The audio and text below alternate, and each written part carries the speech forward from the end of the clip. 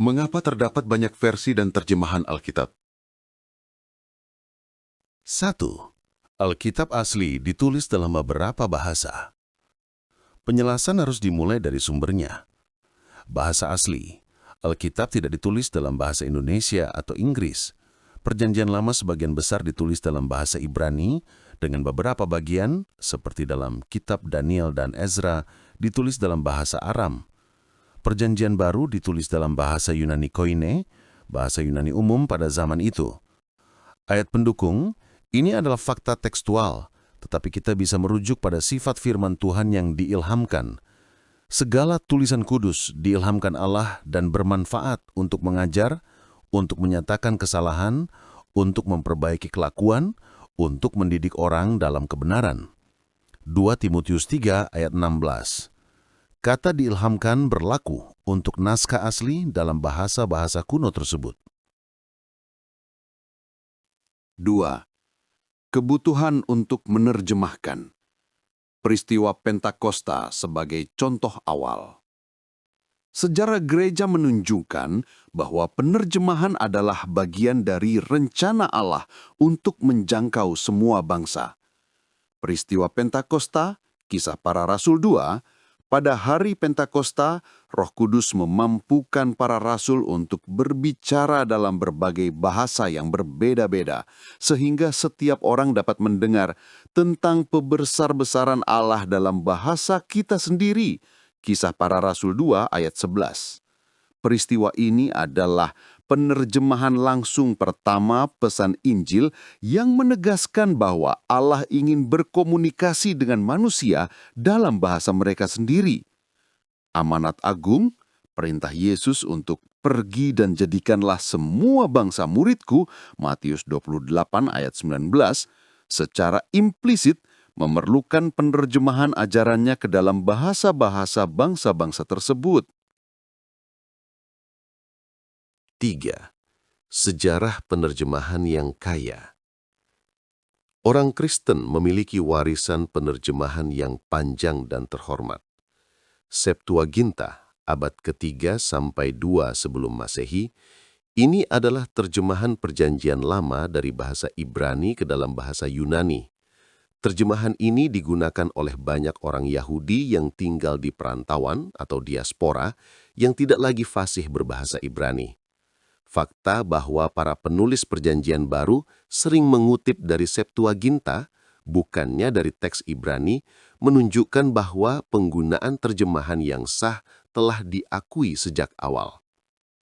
Vulgata, abad ke-4 Masehi, diterjemahkan oleh Hieronymus ke dalam bahasa Latin, yang menjadi terjemahan standar untuk gereja barat selama berabad-abad. Hieronymus bahkan melakukan perjalanan ke Palestina untuk mempelajari bahasa Ibrani agar terjemahannya lebih akurat. Reformasi Protestan abad ke-16 Masehi, para reformator seperti Martin Luther, Jerman, dan William Tyndale, Inggris, berjuang mati-matian untuk menerjemahkan Alkitab ke dalam bahasa rakyat biasa. Tyndale terkenal dengan ucapannya, "Aku akan menyebabkan anak laki-laki yang membajak ladang mengetahui lebih banyak tentang kitab suci daripada yang engkau ketahui." Ini menekankan motivasi utama, membuat Alkitab dapat dibaca oleh semua orang, bukan hanya para rohaniawan yang menguasai bahasa Latin. 4. Perbedaan filsafat dalam menerjemahkan. Ini adalah inti dari jawaban mengapa ada banyak versi. Semua terjemahan berusaha setia pada teks asli, tetapi mereka memiliki pendekatan yang berbeda dalam menyeimbangkan dua hal, keakuratan kata per kata dan kejelasan makna. Metode penerjemahan formal, word for word atau keakuratan verbal. Tujuan, menjaga sedekat mungkin struktur kata dan tata bahasa teks asli.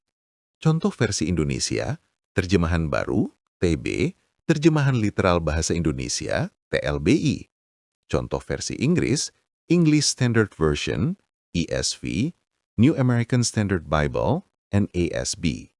Kelebihan, sangat baik untuk studi mendalam dan memahami konstruksi teks asli. Kekurangan, terkadang terdengar kaku dan sulit dipahami dalam bahasa sasaran.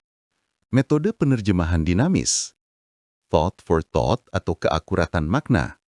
Tujuan, menerjemahkan makna atau ide dari teks asli ke dalam bahasa sasaran dengan gaya yang natural.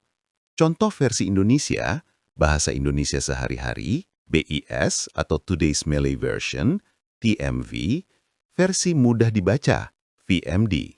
Contoh versi Inggris, New International Version, NIV, New Living Translation, NLT. Kelebihan, mudah dipahami dan mengalir. Kekurangan, bisa mengandung lebih banyak interpretasi penerjemah. Metode penerjemahan parafrase. Tujuan, bukan terjemahan murni, tetapi lebih kepada menyampaikan makna dengan gaya bahasa yang sangat kontemporer dan pribadi. Contoh versi Inggris, The Message. Kelebihan, sangat mudah dibaca dan relevan. Kekurangan, bisa sangat jauh dari struktur teks asli dan sangat bergantung pada gaya penulisnya. Parafrase sebaiknya tidak digunakan untuk studi serius, tetapi untuk pembacaan devosional. Analogi, pikirkan tentang menerjemahkan pepatah sambil menyelam minum air. Formal, while diving, drink water. Akurat kata per kata, tapi orang asing bingung. Dinamis, kill two birds with one stone. Menyampaikan makna yang sama dalam budaya sasaran. Parafrase, get your work done efficiently while you have the chance. Perkembangan bahasa dan penemuan naskah kuno. Bahasa yang berkembang, bahasa Indonesia dan Inggris terus berubah. Tata-tata yang biasa digunakan 50 tahun lalu mungkin sudah ketinggalan zaman atau memiliki makna yang berbeda sekarang. Terjemahan yang lebih baru, seperti Perjanjian Baru Terjemahan Sederhana Indonesia atau PBTSI, berusaha mengatasi hal ini. Penemuan arkeologi. Sejak zaman Tyndale atau penerjemah Alkitab Melayu Klinkert Leidecker, banyak naskah kuno yang lebih tua dan lebih akurat telah ditemukan, misalnya Gulungan Laut Mati.